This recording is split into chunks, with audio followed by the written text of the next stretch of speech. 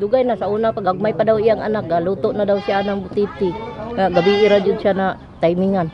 Naabutan pa ng Brigada News Team na naghihingalo ang alagang pusa ng pamilya. Nakakain din kasi ito ng ginataang butete ng isang pamilya sa Barangay Asturga, Santa Cruz, Davao del Sur. 4 na miyembro ng pamilyang Marukin na kinabibilangan ng kanilang ama na si Rolando, Russell, Renji at Antoinette ang isinugod sa ospital matapos silang malason sa ginataang butete. Sa interview ng Brigada kay Consolacion Anday, tiyahin ng pamilya na nanghihina at panay ang pagsusuka ng 4. Wala na sila kusog, sigsuka, di nakatindog. Dagdag pa ni Consolacion na matagal na silang kumakain ng butete lalo na at pangingisda ang kanilang hanap buhay.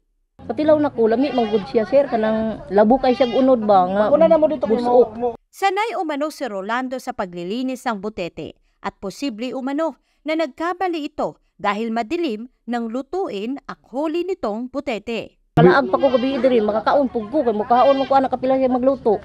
Dahil sa tindi ng lason, nadamay din ang mga alagang pusa at manok ng pamilya.